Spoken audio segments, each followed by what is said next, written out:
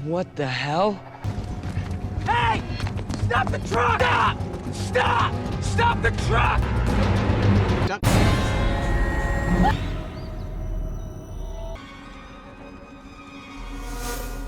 Chester's Mills, जो कि कुछ दिनों पहले तक तो आम शहरों की तरह हुआ करता था, लेकिन फिर वहाँ पर कुछ अजीबोगरीब घटनाएं घटने लगी जिससे पूरे शहर की जान खतरे में आ गई।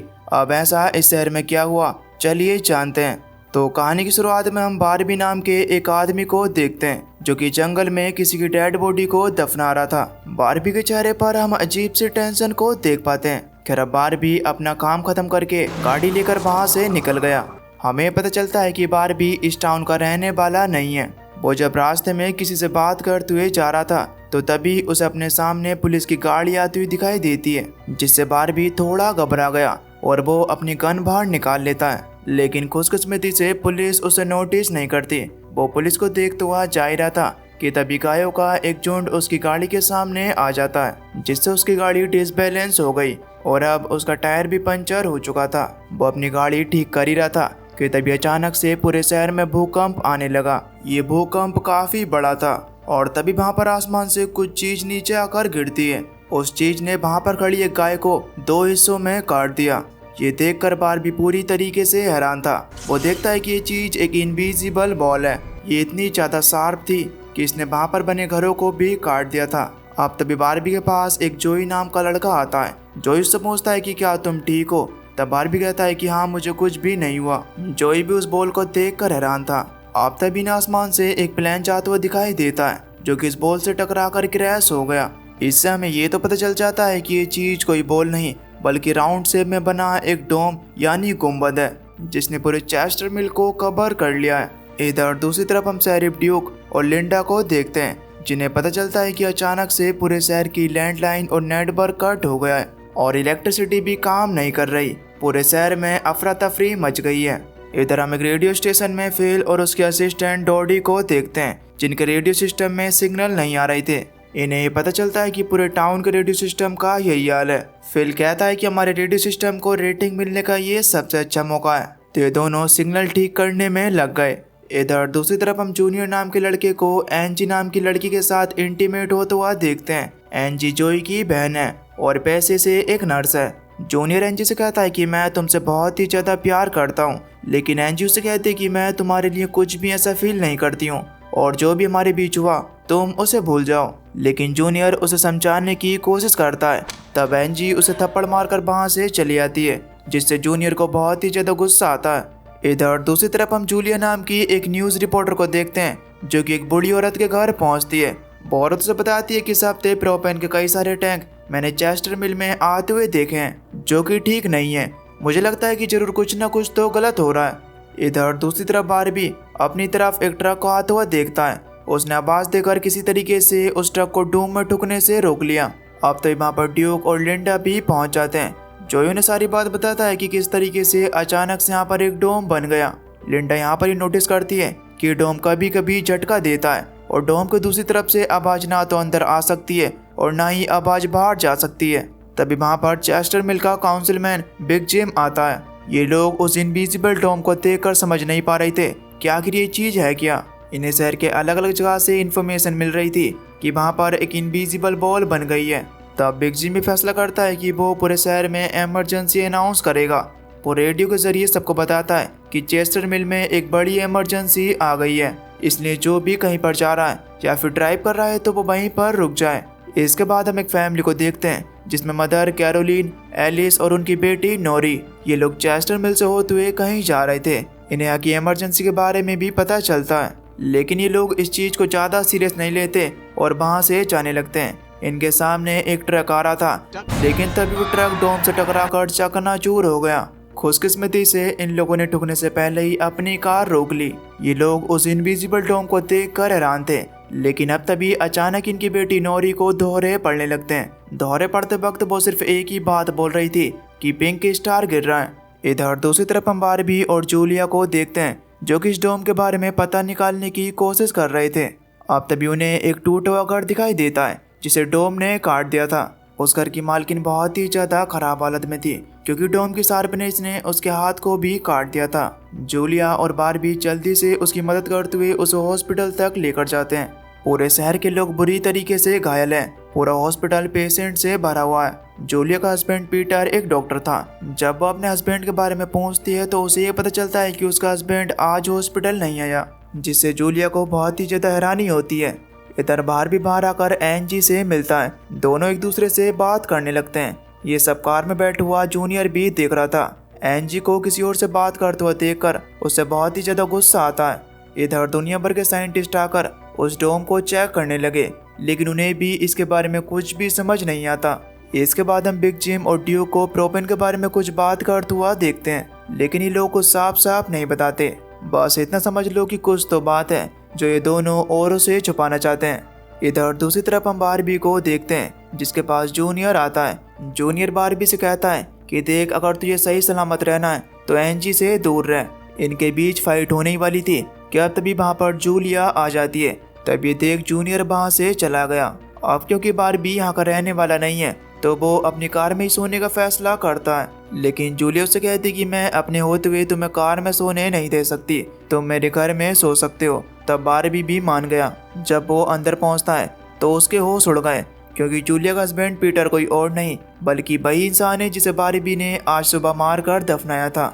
दोस्तों, दरअसल हुआ ये था कि बारबी पीटर के केबिन में अपने उधार के पैसे लेने के लिए गया था, लेकिन पीटर उसे पैसे देने से मना करता है। तब इनकी इस लड़ाई में पीटर एक्सीडेंटली मारा गया, लेकिन बारबी का लॉकेट उस केबिन में ही रह जाता है, जिस पर बारबी का ध्यान बिल्कुल भी नहीं जाता। इसके बाद हम जोई को देखते हैं, जो कि अपने दोस्त के साथ था, लेकिन अब तब अचानक से उसे भी दौरे पड़ने लगते हैं और वो भी वही बात कह रहा था कि पिंक स्टार गिर रहा है।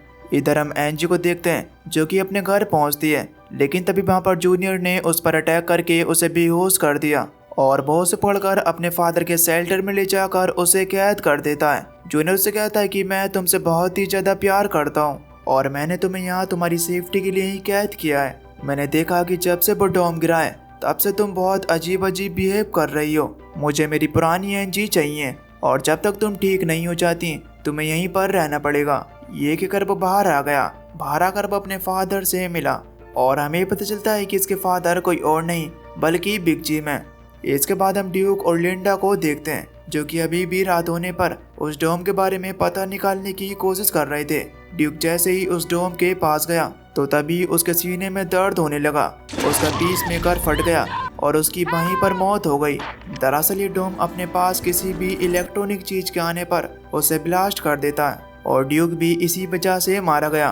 ड्यूक की मौत से बिग जिम और लिंडा काफी ज्यादा अफसोस में थे। वो ड्यूक की डेड बॉडी को दफनाने वाले एक आदमी लेस्टर के पास लेकर जाते हैं। हमें पता चलता है कि लेस्टर, ड्यूक और बिग जिम तीनों दोस्त ही थे। अब जब लिंडा वहाँ से चली आती है तब बिग जिम लेस्टर से कहता है कि हमें किसी भी तरीके से अपने प्रोपेन वाले काम को सभी से छुपाना होगा। चलो वैसे भी ठीक ही हुआ कि ड्यूक मर गया, लेकिन अब हमें उसके पास जितने भी सबूत थे उन्हें खत्म करना होगा। दरअसल इनके इनलीगल काम में ड्यूक भी इनके साथ था। खैर, अब थोड़ी देर बाद जब लिंडा अपने पुलिस स्टेशन में पहुंचती है तो वो देखती है कि बिग जिम शेरिफ के ऑफिस में कुछ ढूंढ रहा है। उसके पूछने पर वो बताता है कि मैं सिर्फ ड्यूक के फोटोज ढूंढ रहा था क्योंकि मुझे उसकी बहुत ज़्यादा याद आ रही थी, जबकि ऐसा नहीं था। वो अपने काम के कुछ सबूत ढूंढ रहा था जो कि शेरिफ के पास थे। अब जल्दी से बिग जिम बाहर आकर लेस्टर को बताता है कि यहाँ पर कुछ भी नहीं है, जरूर उसने वो सबूत अपने घर में रखे होंगे। हमें किसी भी हालत में वो सबूत खत्म करने हैं, वरना वो हमारे लिए बहुत ही बड़ा खतरा बन जाएंगे। खैर, इधर दूसरी तरफ जब बारबी की आँख खुलती है तो वो जूलिया से अपने लॉकेट के बारे में पूछता है, लेकिन जूलिया मना कर देती है कि उसने ऐसा कुछ भी नहीं देखा। अब तो बारबी को याद आता है कि उसका वो लॉकेट वहीं कैबिन में रह गया है, जिससे उसकी टेंशन और ज़्यादा बढ़ गई। इसके बाद हम रेडियो स्टेशन में डॉडी को देखते हैं, जो कि सिग्नल लाने की कोशिश कर रही थी, जिसमें वो कामयाब भी हो जाती है। उसे डोम के दूसरी तरफ से कुछ मिलिट्री ऑफिसर की आवाज़ सुनाई देती है, लेकिन वो सिर्फ सुन सकती थी, दूसरी तरफ उसकी आवाज़ नहीं जा सकती। इधर जोई जब अपने दोस्त के साथ घूम रहा होता है तो उसे डोम के दूसरी तरफ कुछ साइंटिस्ट उसे डोम पर पानी डालते हुए नजर आते हैं। जोई देखता है कि डोम किसी छन्नी की तरह है, बिल्कुल ना के बराबर मात्रा में दूसरी तरफ से पानी आ रहा था। इधर दूसरी तरफ हम बारबी को देखते हैं जो अपना लॉकेट लेने के लिए उस केबिन में आता है और वहाँ पर उसे उसका वो लॉकेट मिल भी गया। लेकिन तभी वहाँ पर जूनियर भी पहुँच गया। दरअसल जूनियर उसका पीछा कर रहा था। जूनियर उससे कहता है कि तुम्हें एंजी के साथ तो मजा आ रहा होगा और रात तो तुम उसी के साथ सोए होगे। ये सुनकर बारबी को बहुत ही ज्यादा गुस्सा आ जाता है और वो जूनियर को पीट कर वहाँ से चला गया। इसके बाद हम लेस्टर को देखते हैं जो कि सबूतों को मिटाने के लिए ड्यूक के घर पहुँच गया था और वहाँ उसे वो पेपर्स मिल भी जाते हैं। वो जल्दी से वहीं पर उन पेपर्स में आग लगा देता है, लेकिन तभी वो आग धीरे धीरे कर पूरे घर में लग गई। लेस्टर वहीं पर फंस गया। धीरे धीरे उस घर की लपटें बढ़ने लगी और आसपास के सभी इलाकों में यहाँ के बारे में पता चल जाता है। बारबी और उसके साथ के सभी लोग इस आग को बुझाने में लग गए। लिंडा देखती है कि अंदर कोई है। वो अपनी जान पर खेलकर किसी तरीके से अंदर से लेस्टर को बचा कर लाती है। अब तो बिग जिम एक जेसीबी लेकर आता है और वो जेसीबी से घर को गिराकर आग को बुझा देता है। बिग जिम वहाँ पर सभी लोगों से कहता है कि डरने की कोई भी जरूरत नहीं है, हम कोई न कोई रास्ता जरूर निकाल लेंगे। लेकिन तभी एक पुलिस ऑफिसर पॉल कहने लगता है कि हम कुछ भी नहीं कर सकते, हम यहीं मारे जाएंगे। ये डोम हमें धीरे धीरे कर पागल कर रहा है। ये कहकर वो डोम की तरफ गोली चलाता है, लेकिन वो गोली डोम से टकराकर वापस आकर एक दूसरे पुलिस ऑफिसर फ्रेडी को लग जाती है, जिससे वो वहीं पर मारा गया। बारबी जल्दी से पीछे से जाकर पॉल को गिराकर उसे पकड़ लेता है। इसके बाद पॉल को ले जाकर एक सेल में बंद कर दिया गया। लेकिन लिंडा देखती है कि पॉल को सांस लेने में दिक्कत हो रही है। वो जैसे ही पॉल को देखने के लिए उसके पास गई तब पॉल उस पर अटैक करके वहां से भाग गया। लिंडा ये बात बिग जिम को बताती है। तब बिग जिम एक डाइनर में जाकर सभी को बताता है कि पॉल भाग चुका है और उसे पकड़ने के लिए हमें अपनी टीम में कुछ लोगों की जरूरत है।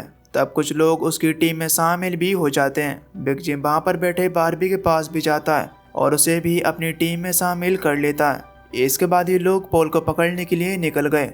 इधर हम एंजी को देखते हैं जो कि अभी भी शेल्टर में बंद थी और उसके पास जूनियर आता है। तब एंजी जूनियर को अपनी बातों में फंसाने की कोशिश करती है, लेकिन जूनियर उसकी बातों में नहीं आता और वो वहाँ से चले जाता है। इधर हम नोरी को देखते हैं जो कि जोई से मिलती है। ये दोनों एक दूसरे से काफ़ी ज़्यादा बातें करते हैं और जल्द ही अच्छे दोस्त भी बन जाते हैं। जोई नोरी को अपने घर लेकर आता है। नोरी के पेरेंट्स भी उसके साथ थे। जोई कहता है कि आप लोग यहाँ पर रुक सकते हो क्योंकि मेरे पेरेंट्स डॉम गिरने से पहले बाहर गए थे और डॉम की वजह से ही वो यहाँ पर नहीं आ पा रहे। तब नोरी और नोरी के पेरेंट्स भी यहाँ पर रहने लगे। अब जब नोरी जोई का हाथ पकड़ती है तब दोनों को एक साथ दोहरा पड़ने लगा और वो दोनों सिर्फ एक ही बात बोल रहे थे। इधर दूसरी तरफ ये लोग पॉल को ढूंढ रहे होते हैं और पॉल इन्हें मिल भी जाता है, लेकिन इससे पहले कि लोग पॉल को पकड़ पाते पॉल इन पर ही गन पॉइंट कर देता है। वो इन्हें मारने वाला था कि तभी पीछे से लिंडा ने आकर उसे मार दिया। खैर अब इसके बाद हमें एंजी को देखते हैं जिसके पास जूनियर आता है। उसके हाथ में चोट लगी थी। वो एक फर्स्ट एड बॉक्स लेकर आया था। जूनियर एंजी से अपने हाथ पर पट्टी करने के लिए कहता है। तब एंजी भी ऐसा ही करने लगी, लेकिन वो जूनियर के ध्यान को भटकाकर उस फर्स्ट एड बॉक्स में से एक कैंची चुरा लेती है, जिसके बारे में जूनियर को बिल्कुल भी पता नहीं चलता और वो वहाँ से चला जाता है। अब जब थोड़ी देर बाद जूनियर एंजी के पास आता है तो वो उसके लिए एक ड्रेस लेकर आया था। जूनियर एंजी को उस ड्रेस को पहनने के लिए कहता है। तब एंजी भी उसकी बात मान गई और वो जूनियर के करीब आकर उसे अच्छा फील कराने की कोशिश करती है। अब जैसे ही एंजी को मौका मिला तो उसने उस कैंची से जूनियर पर अटैक कर दिया, लेकिन जूनियर अपने आप को बचा लेता है और समझ जाता है कि एंजी अभी भी उसे नहीं चाहती और वो उसे धोखा देने की कोशिश कर रही है। वो गुस्सा होकर एक बार फिर से एंजी को वहीं पर बंद कर वहाँ से चला जाता है। इधर जब पूरे दिन की थकान के बाद बारबी और जूलिया घर आते हैं तब जूलिया को बारबी का बिहेवियर कुछ ठीक नहीं लगता और उसे उस पर शक होने लगता है। जब बारबी वहाँ से गया तब जूलिया उसके बैग को चेक करने लगी जिसमें उसे चेस्टर मिल का मैप मिलता है और बारबी ने उस मैप की एक जगह पर मार्क कर रखा था। यानी इसका मतलब यह है कि बारबी चेस्टर मिल को बहुत ही अच्छी तरीके से जानता है, लेकिन उसने जूलिया से कहा था कि वो चेस्टर मिल में पहली बार आया है और वह यहाँ पर किसी को भी नहीं जानता। अब ये पता चलने के बाद तो जूलिया का शक और भी ज़्यादा बढ़ गया। खैर इधर बाहर चेस्टर मिल के सभी लोग यहाँ से बाहर निकलने के लिए प्रोटेस्ट कर रहे थे। तब लिंडा वहाँ पर आकर उन्हें शांत कराती है और इसी चक्कर में अचानक ही लिंडा की तबीयत खराब होने लगी। उसे जल्दी से हॉस्पिटल में एडमिट किया जाता है। यहीं जूलिया बारबी से पूछती है कि आखिर तुमने मुझसे झूठ क्यों बोला। तब बारबी उसे कुछ भी नहीं बताता और वो वहाँ से चला जाता है। इधर इस हॉस्पिटल में मरीजों की संख्या कुछ ज़्यादा ही बढ़ गई थी और जितनी भी एंटीबायोटिक थी वो किसी ने हॉस्पिटल से चुरा ली। ये देखकर बिग जिम बारबी को अपने साथ लेकर उन्हें ढूंढने के लिए जाता है और इन्हें पता चलता है कि ये सारी एंटीबायोटिक लेस्टर ने चुराई थी और अब वो उन्हें जला रहा है। वो कहता है कि हम सब मरने वाले हैं तो किसी के भी जीने का कोई भी फायदा नहीं है, वैसे भी तो हम मरेंगे ही। लेकिन बारबी और बिग जिम किसी तरीके से उससे दवाइयाँ ले जाते हैं। इधर दवाइयाँ न मिलने पर सभी लोग हॉस्पिटल में अफरा तफरी मचाने लगे। तब जूनियर वहाँ पर आकर उन्हें गन दिखाकर रोकता है और उन सबसे कहता है कि इस प्रॉब्लम से हम सभी को मिलकर बाहर निकलना होगा, थोड़ा हौसला रखो, हम सब इस प्रॉब्लम से जल्दी बाहर निकल जाएंगे। जूनियर की चीज़ यहाँ पर लिंडा भी देख लेती है और उसे ऐसा लगता है कि जैसे जूनियर कोई अच्छा इंसान है। खैर बाद में वो उसे अपने पास बुलाकर उससे कहती है कि मैंने देखा कि तुम लोगों को कितनी अच्छी तरीके से हैंडल करते हो, मुझे लगता है कि तुम इस मुश्किल वक्त में हमारा साथ देने के काबिल हो, इसलिए आज से तुम भी एक पुलिस ऑफिसर हो। ये सुनकर जूनियर खुश हो जाता है। खैर अगले दिन हम जूलिया को देख पाते हैं जो कि बारबी को लेकर काफ़ी ज़्यादा परेशान थी। वो बारबी के बारे में पता लगाने के लिए पीटर के कैबिन में जाती है जहां उसे कुछ ऐसी चीज़ पता चली जिससे वो वहीं पर बेहोश हो गई।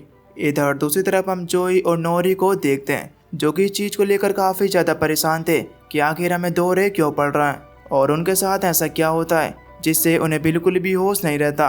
अब इसी चीज़ के बारे में जानने के लिए ये दोनों ये फैसला करते हैं कि ये दोनों अपनी इस घटना को कैमरे में रिकॉर्ड कर देखेंगे। इसके बाद इन्होंने अपने मोबाइल में रिकॉर्डिंग लगाई और फिर एक दूसरे को टच किया जिससे इन दोनों को एक बार फिर से दोहरे पड़ने शुरू हो गए। अब जब इन्होंने अपने मोबाइल में वीडियो चेक की तो दोहरे पड़ते टाइम ये वही बात कह रहे थे कि पिंक स्टार गिर रहा है, लेकिन इसी बीच में जोई चुप रहने का इशारा करता है। नोरी जब जोई से इस बारे में पूछती है तो तब जोई कहता है कि मुझे कुछ भी याद नहीं है, मुझे लगता है कि टॉम हमें कुछ बताना चाहता है या फिर समझाना चाहता है।